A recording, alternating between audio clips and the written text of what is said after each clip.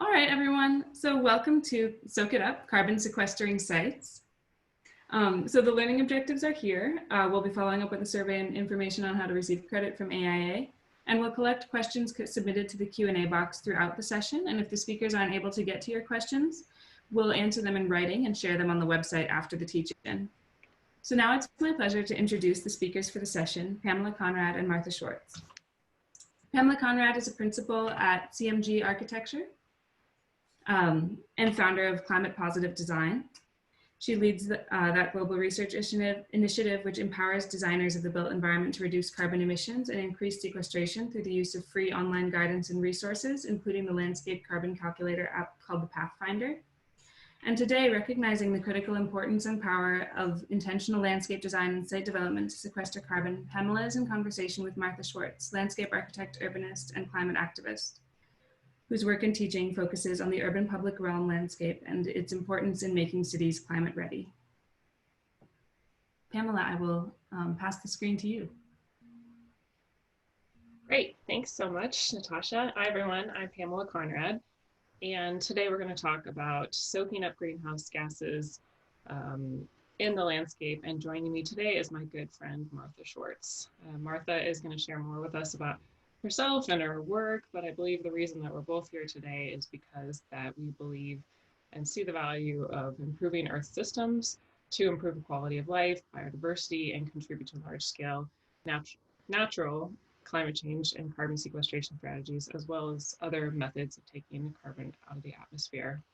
So today's session is going to be a little bit free-flowing. We're going to try to do it a little bit more like a radio talk show, just where the callers are going to submit their questions directly to Natasha. She'll distribute them to us, and then we're going to try to spend most of our time talking about the questions that you have for us and the topics you'd like us to address. But we'll both give a quick introduction to our work, which should last about 10 minutes, and then we're going to try to save as much as we can for Q&A. But first, to get started, we'd actually like to know a little bit about our audience, who you are. So if you could take a moment to answer the two questions on the pop-up screen. And then Natasha, please let us know the findings after we do our introductions. Thank you, yeah. So everyone prepare for, in a few minutes, you'll see a poll pop up on your screen, and you'll answer that and share the results as Pamela gives the introduction. Okay, I'm gonna go ahead and share my screen then. Okay, so again, just a quick introduction of why I'm here today. And for me, I grew up on a farm in Missouri and had the opportunity to be connected to the natural environment at a really early age in life, which has led me to be an advocate for our environment, and it's what led me to ultimately become a landscape architect. This is a great group of people that I work with at CMG every day. We're a group of landscape architecture, urban designers, and we believe in the value that landscapes can have on our everyday lives. As Natasha mentioned, I've had a great opportunity to work on a variety of projects, a lot of large-scale ones, in particular projects that have been focusing on adaptation to sea level rise, like the Treasure Island project in San Francisco and the San Francisco Seawall project or Waterfront Resilience project. But, you know, it's just first sort of my introduction and understanding how climate change is impacting the landscapes. But as we know from Architecture 2030, about 75% of annual greenhouse gas emissions are coming from the urban built environment, which are causing rising temperatures, decreased air quality, fires, and sea level rise. And I started to ask myself as a landscape architect, you know, how could we reduce the emissions that we're putting into the atmosphere? How can we sequester more? And how are we going to measure those impacts? And, you know, interestingly enough, about 36% of the built environment of the carbon emissions are coming from outside the building. So it's caused me to ask the question, how can we reduce operational emissions, embodied carbon emissions, or increase carbon sequestration in the work that we do every day? We have the natural tool in our toolkit. The plants and trees have the ability through photosynthesis to soak up carbon dioxide from the atmosphere and sink it into the soil. And it's those emissions that we are emitting into the atmosphere through our daily existence as humans. But there's so many things that we can do to reduce carbon footprints of the work in the built environment. Nope, and there's our survey right now. So I'll go ahead and just go ahead and pause for a moment, Natasha, while people answer that. Sure. Okay. Or if you don't mind them multitasking. Oh yeah, that's fine. Okay. Should I just move it off my screen? I think it's fine to keep going, and as the answers come in, I'll just wait till a significant number of answers come in, and then at the next pause, I'll share the results. Okay. Do I minimize this? Yeah. Okay. Yeah, we don't see it on your screen. Oh, perfect. Okay. All right. So again, there's so many things that we can do to reduce carbon footprints and carbon emissions through designing cities to be more walkable and more bikeable, by minimizing soil disturbance that releases carbon to the atmosphere, by using local or reclaimed materials, by incorporating biochar to keep carbon in the soil, and using cement substitutions. There's also many things that we can do to increase carbon sequestration in the landscape as well. Incorporate as much green as we possibly can wherever it is, which be it green roofs or on the landscape. Using carbon super sequesters like bamboo, planting more woody plants like shrubs instead of lawn, and then restoring or protecting our natural ecosystems like forests, coastal wetlands, seagrasses, and mangroves.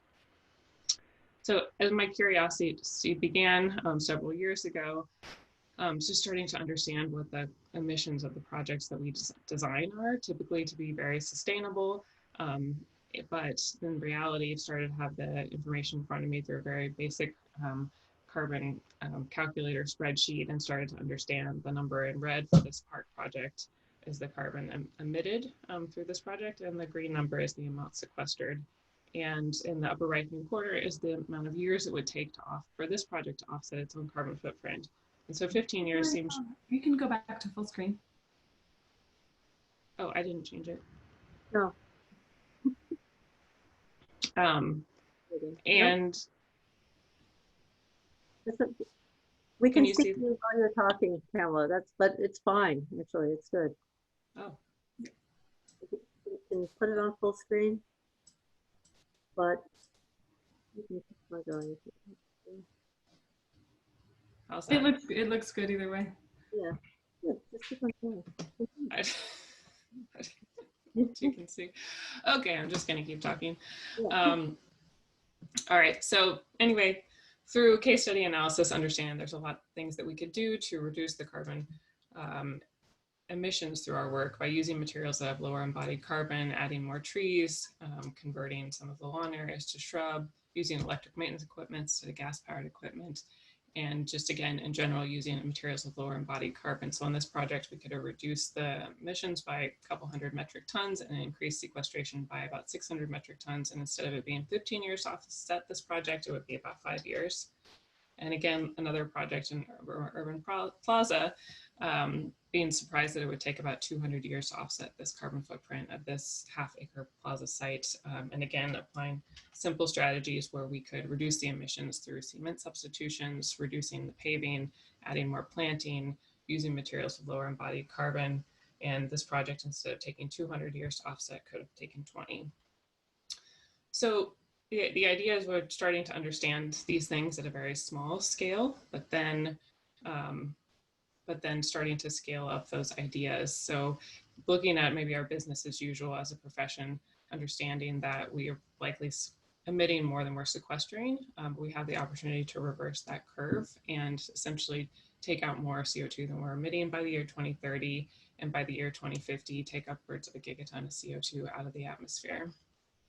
And so that is our goal, is to change our business as usual and become climate positive. So are you not seeing any of these slides? Yeah, we're seeing all of them. Oh, you are? Okay, yeah, perfect. Yeah. All right. Okay. You're up there too. So we're seeing talking about the slides. So you're good. Okay. Yeah. All right. So last year I launched the Climate Positive Design Challenge for us to guide some and provide some targets for our projects to become climate positive. So projects that are greener, for those projects to have the goal of offsetting their carbon footprint within 5 years, and projects that are inherently more urban, more paved, 20 years for those projects. And again, is to ultimately have a greater collective impact through the work that we do every day. And for meeting the goals of the challenge, we launched a free web-based app called the Pathfinder, which guides users to reduce carbon footprints and increase sequestration in their work. The embodied carbon values are based on the Athena Impact Estimator, and sequestration comes from the US Forest Service. We partnered with Atelier 10 to align this work with industry standards. And the app is pretty simple. You as a user provide quantities of all the materials that you have in your projects, including your plants, and then also operational information. And ultimately, it's giving you live feedback of your carbon emissions, carbon sequestration, and a live years to positive score. And also ultimately, this is the mission of the initiative that I launched, is to improve the carbon impact of the built environment through collective action.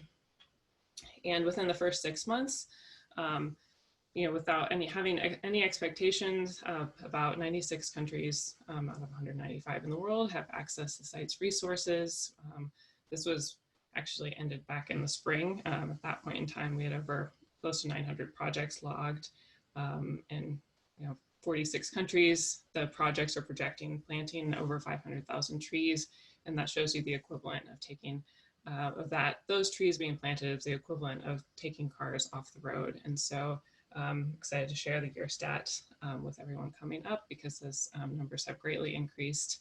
And what we're starting to see for the first time is, what is our global impact as a landscape profession in terms of a carbon impact, and seeing that projects that were logged within the first 40 to 5 days to the first 6 months are seeing significant improvements in the years to positive, reducing emissions and increasing sequestration. And that overall, we're looking at sequestering about 4 times more carbon than we're emitting through our work. And so we want to keep on that trajectory to make an impact. And then I think lastly, before I hand it over to Martha, this is sort of where I'm thinking originally this was an idea about looking at site specifics and getting a sort of a self-awareness and understanding what we're doing, but then scaling it up. And I think we also have this potential through urban forestry, and the 1 trillion trees effort through Crowther Labs, which is a pretty fascinating study that was put out by a Swiss institute. They did a study to see how many trees the Earth could essentially sustain. But the one thing that bothered me about this study was that they excluded urban areas, with the reason being that we need space for people to live on the planet. And I realized after the fact why that bothered me is because I've stepped outside, and the spaces where I live look like this. They're not necessarily great places for people to live, let alone plants and animals. And I think that we need to start demanding for a more healthier environment for our cities as people migrate through climate impacts. I think that we can start demanding better urban spaces that are going to allow more people to live healthy lives in cities, which are also going to sequester more carbon and provide other benefits like biodiversity and biophilia. And so I think the challenge is for us to start looking at the urban environment as an opportunity for afforestation, not taking our current standard, at least in the US, in terms of urban forestry coverage, which is where we are, it shows you right now, and not just trying to get to the minimum that's recommended, this 40%, but trying to bump that up. This is just to get up to that minimum. I think would allow us to plant another 150 million trees easily in those most densely populated areas in the world. And I think if we started to push that further and think about designs like with tinier microforests and plant just another 20 trees per acre, instead of this being this amount of sequestration that we could do over the coming decades, that there's another probably a couple of gigatons that we could increase in terms of our carbon sequestration. And so I think those are preliminary studies, but I think to provoke conversation about what the potential is for scaling up some of these ideas. So if you have questions, all the resources are located on climatepositivedesign.com, and feel free to reach out. Thank you. And I'm going to turn it over to of my good friend Martha, but I see now, I think we've got our poll results in. So I'll stop sharing. And let's see, Natasha, you want to help us out with understanding those? Mm-hmm. Yeah, so it looks like the audience is about half architects, and then a variety of people in other roles, from landscape architects to engineers, builders, and developers. I mistakenly left planner out as an option, but I know from the Q&A box that we do have some planners in the audience as well. It also looks like most of the audience is located in Europe, although we have people on also from North America, Africa, and Asia, and other places, other continents as well. That is fantastic. Great. And good context for Martha to launch into sharing her work with us, as she has done work all around the world. I'm excited to see what she's going to share with us about her work. Martha?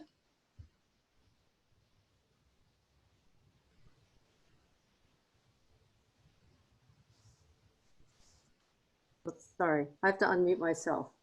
Okay, so let's see.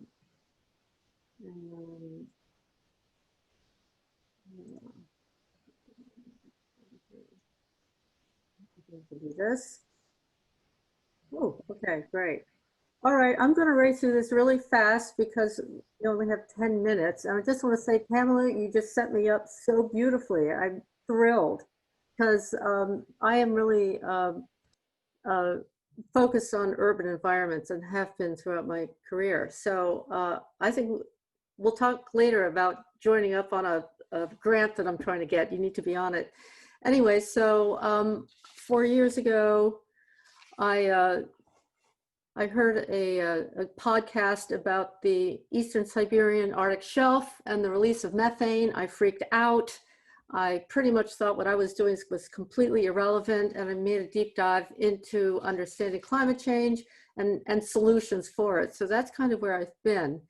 However, I've made a full turn to understand really how powerful the landscape actually is in what we need to do, just because actually we need food and water.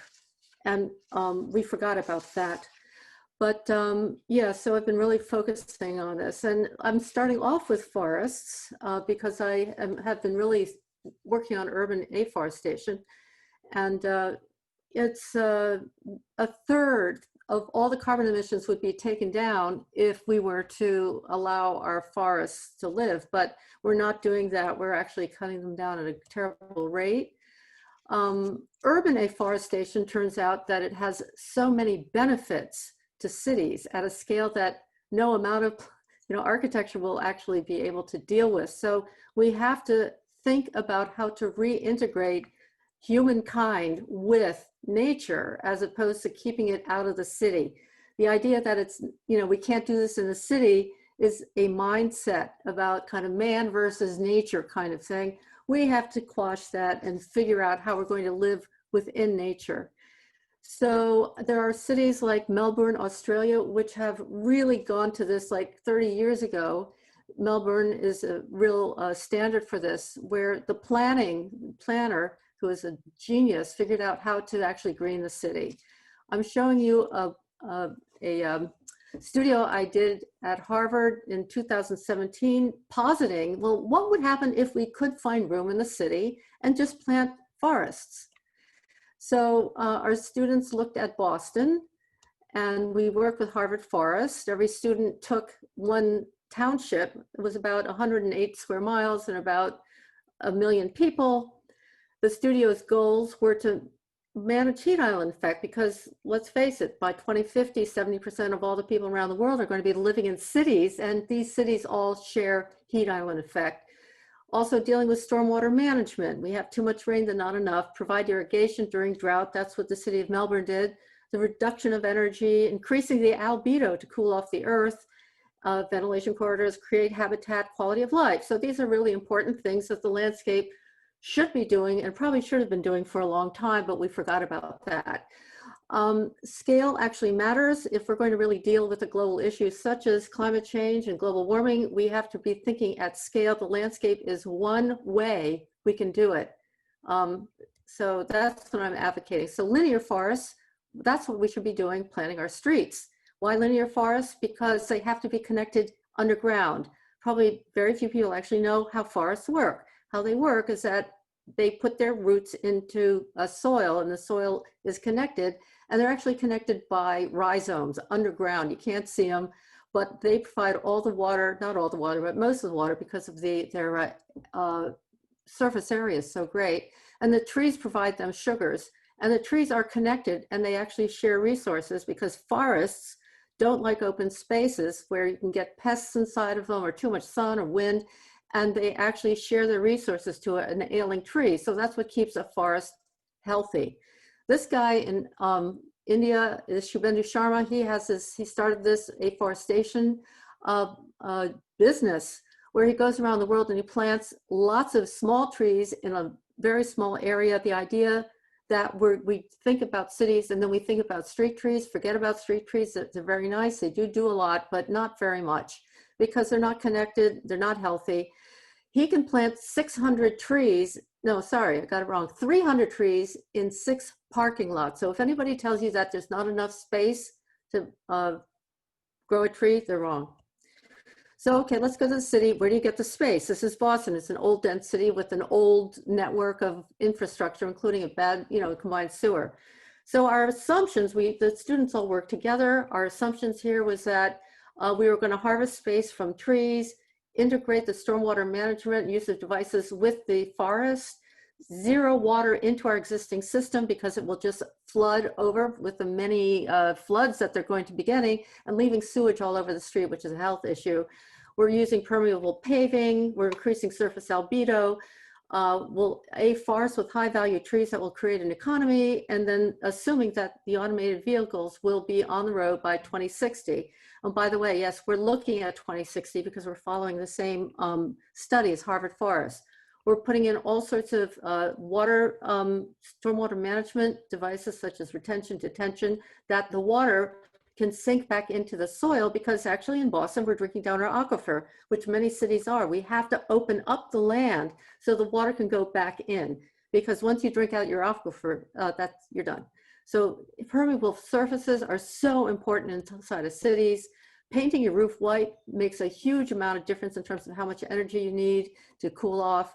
And then iTree is this fantastic app by the USDA Forest Service where you can measure all the greenhouse gases and all the benefits of it. And the managed forests in cities could be actually managed by lumber companies, because mass timber is becoming such a good idea. So this is a real new industry that could be go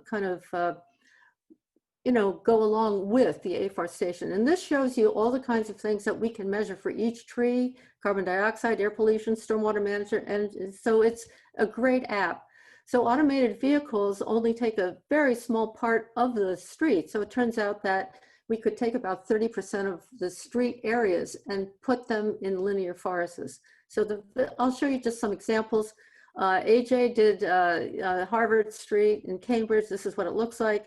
And each student was asked to really redesign the street for automated vehicles, for pedestrians, bikes, and also carve out deep trenches for linear forests. So each student then created the metrics, and we saved $74 million by doing that in the township of Brookline.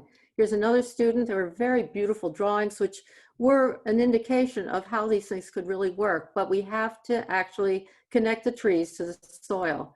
This is another student, Kai. He's downtown Boston, really tough, but he figured out how to re-engineer the street so that we could actually have trees in the densest part of Boston.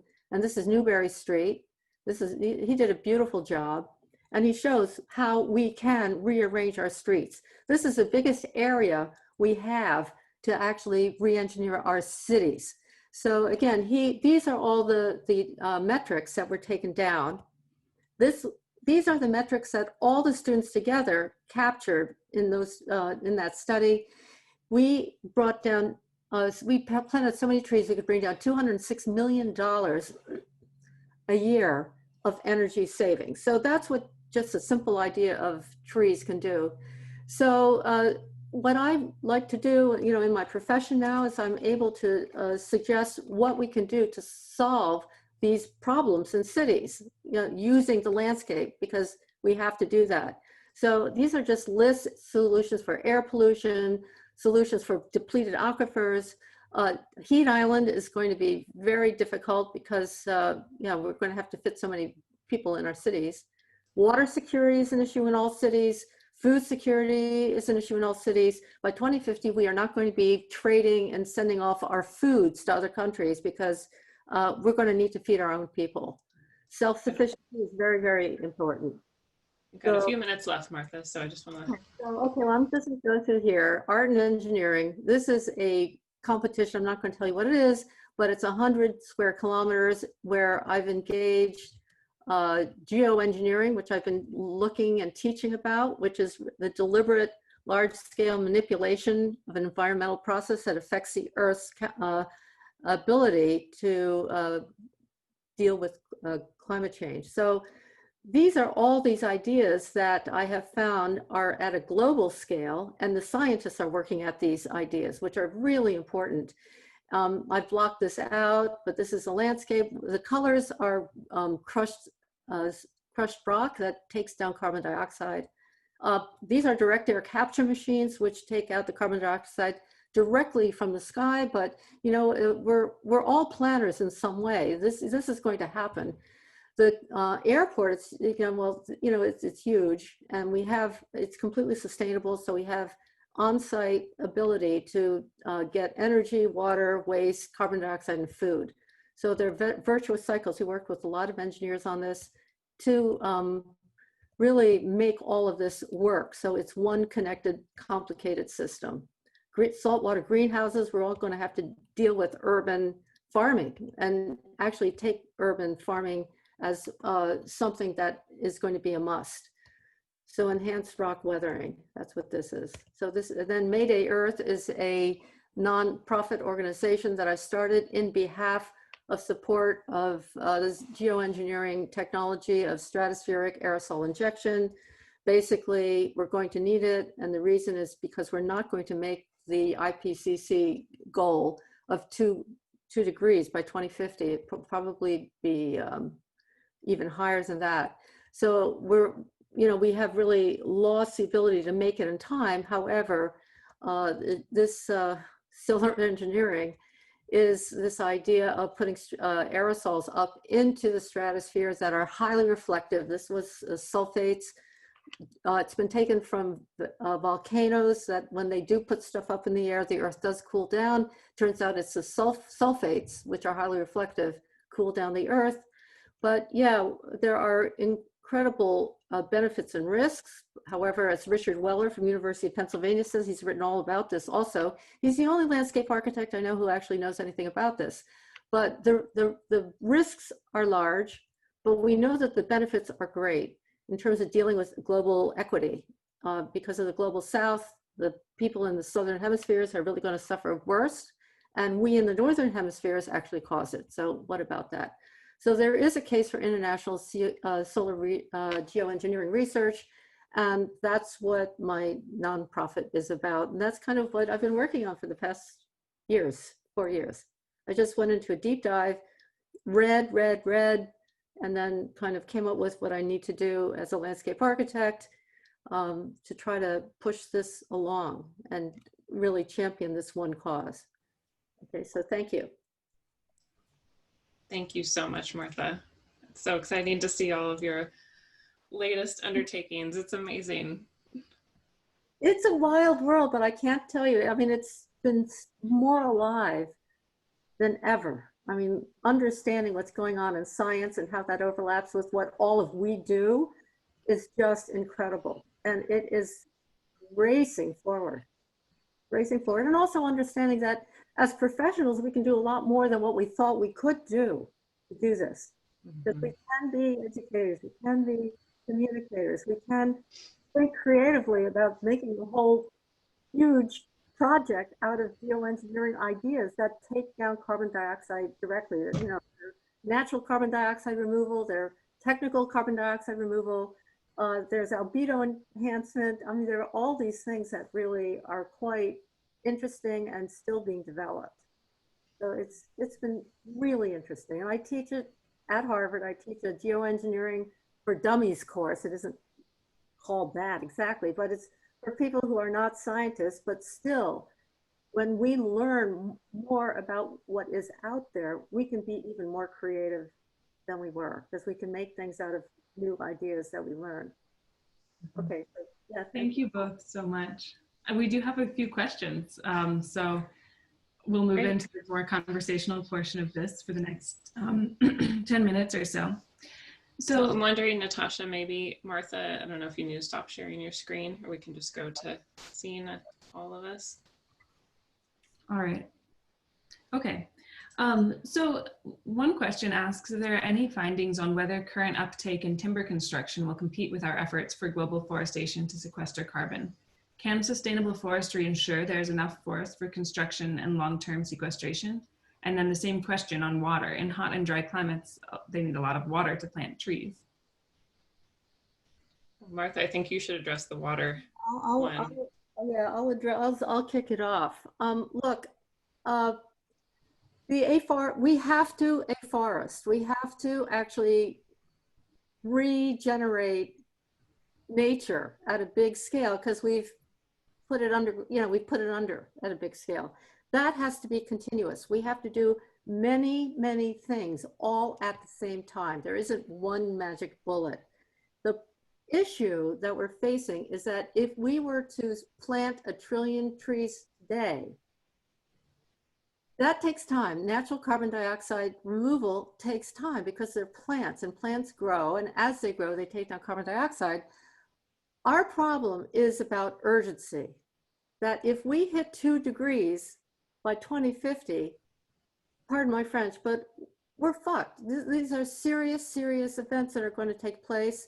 Just remember, 1 degree of rise, if I were to say, raise up the oceans 1 degree centigrade, can you imagine how much energy you would have to, how many stoves you'd have to put on in order to make that water warmer? 1 degree?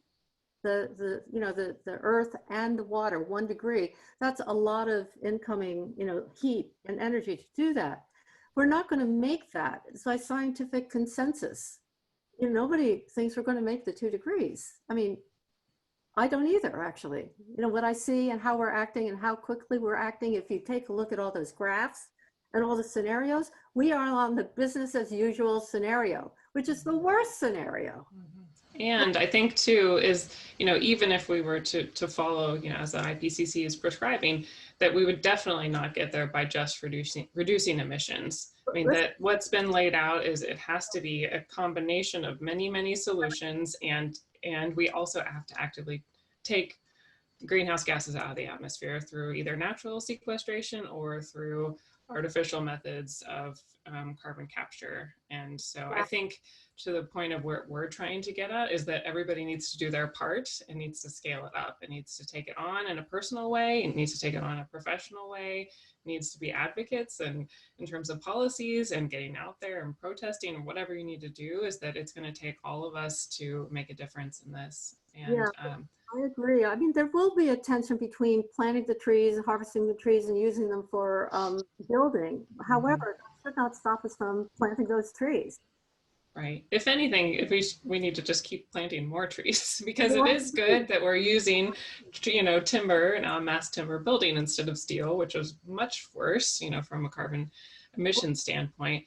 But we just need to be scaling up and stop cutting down the rainforest. I mean, frankly, like we're actively cutting down trees in many countries where, that practice has got to stop, even though we understand there are different challenges in those societies that, the thing is, we have not learned how to work internationally. So that's why IFLA, the ASLA, we need to hold hands and become more powerful as a group or groups. I mean, landscape architecture planning, this has to be so well integrated that we have to get outside of our silos. Absolutely.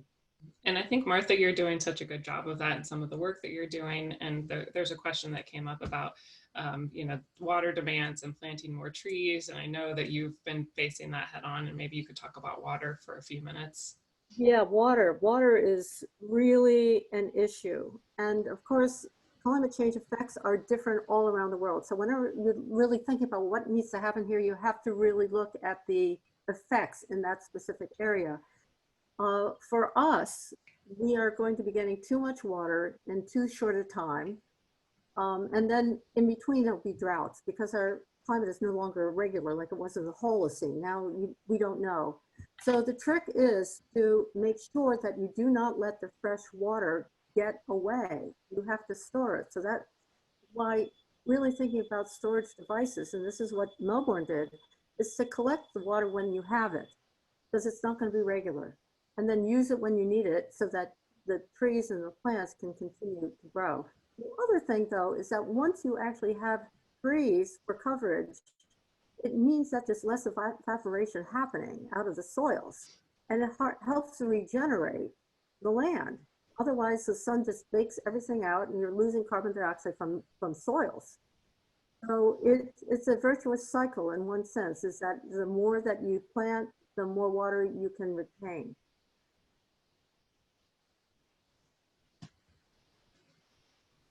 Thank you.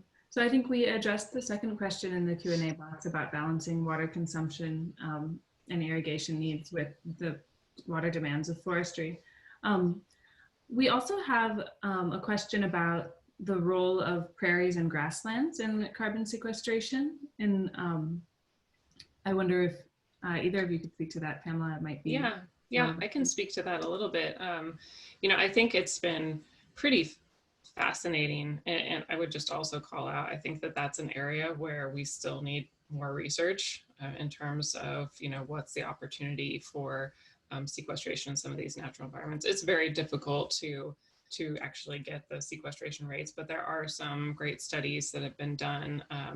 The Marin Carbon Project is one example of looking at you know, how we can regenerate lands that have been grazed previously, and how we can start restoring the natural grasslands, and they've been measuring the carbon benefits of that, and it's pretty impressive actually actually in terms of comparing that to sequestration potential even of forests. And I think at least for us here in California, in the sort of more Mediterranean or drier climates that are going to be susceptible to fires, is that actually we're losing so much carbon that has been taken out of the atmosphere from our trees that are burning in the forest fires right now. And actually, this carbon that is stored in the prairies and in the soil below them has a greater chance of holding on to that carbon after a forest fire. And so it is going to be something that I can see that our, you know, and the reality is the fires are burning so hot actually that a lot of that natural vegetation, the trees are not going to come back. And so the new ecosystem that's going to come in is going to be different. And I think that that's something we need to start wrapping our heads around in terms of these ecosystems transitioning, and how we can be smart about large-scale land management practices. How are we going to be able to sequester carbon and keep it in the soil as long as possible? It may not be in some places planting trees. Maybe we can start relying on grasslands. It's very interesting, challenging. That's really, I mean, it's heartbreaking to hear, but one thing I wanted to add to that is that agricultural practices have really come up as something that has really caused a lot of problems. So there have been these very interesting ideas and experiments about how to regenerate the soil, put biological action back in them, and actually regenerate our soil. Basically, the middle of our country has been depleted because of agribusiness. So, but all of these could be integrated, and certainly in terms of our practice in building areas and not wanting to overturn soil. I mean, these actually do, pieces of these really integrate very well into what we do as builders of the environment. Yeah. So we can do one last question. Someone asks about other good resources for carbon sequestration. They're trying to calculate the environmental benefits of green infrastructure, especially in terms of carbon reduction for their clients' projects. I know that Pathfinder is one great resource. Yeah, I was just actually going to, I think I typed that back. I don't know. Anyway, yeah, so the web-based app that I developed, Pathfinder, does calculate carbon sequestration on pretty broad categories in terms of trees, wetlands, shrubs, different types of turf grasses and more natural grass systems. And then as Martha and I were both talking about, the U.S. Forest Service iTree is pretty much the leading sequestration data, at least in the U.S. For trees themselves. I'm not aware of a lot of other good resources. That's why I made a tool, because they just frankly didn't, there's not a lot out there. There's a lot of data and research papers, and it's not, I don't know, frankly, very accessible. I found that to be a challenging situation several years ago, and that's why I'm not a tech person at all, but I ended up making an app because I didn't have a tool to measure the impacts of our work. I could just add a little bit to that, because I'm coming up against that as well, because I want to go back to the safe forestation to get better metrics. Now, what's coming on board now are that scientists and economists are trying to figure out what the metrics are for environmental benefits in terms of money.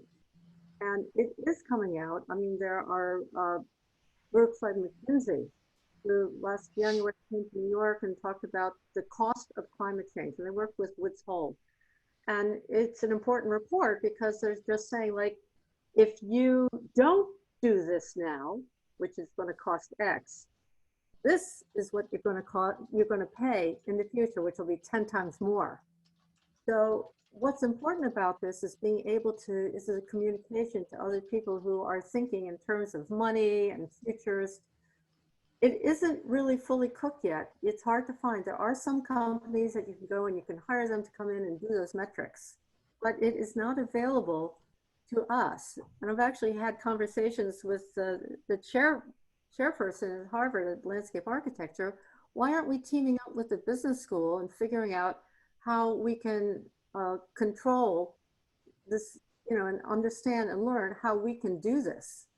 How can we get access to it so we can make our arguments when we are talking to people? Because it's people who understand that their projects are in the line of fire and are going to be getting hit by severe climate effects, that makes them think, because they're putting a lot of money into what they're doing, and they may not know what is coming. And I have found that as a professional extremely powerful. Like if you say, well, you know what, in 10 or 20, 30 years, you're going to be underwater, or it's going to be too hot to use that, and they listen, people listen. So I think the most important thing we can do is to explain to our clients and to our constituencies and to people who may not have this depth of information about what is around the corner in terms of the projections of climate change. It's all scientifically, there. So to speak to that other aspect too, Martha, that you mentioned about monetizing the benefits of these, I do believe AutoCase is a pretty good software, I think, in terms of helping to put dollar signs to these benefits. And so I think there is always that challenge of making the case compelling. We need to have these metrics, these tools on hand, share that with our clients, make it relatable to them, help them become stewards of these in terms of helping them realize that what their decisions that they're making in their work can actually be a part of climate solutions. Mm-hmm. Thank you both so much. This has been really inspiring, and we can share links to those resources, Pathfinder and AutoCase and iTree, when we post the follow-up online. We are out of time for questions, but I'm grateful to you both for giving so much wonderful information. And if you are interested to the audience, if you're interested in finding a tool tutorial next, or selecting your sessions for the afternoon, you can go to the CarbonPositive agenda on our website. Thank you all very much. Thank you. Take care. Bye. Bye. Bye, Pamela. Bye.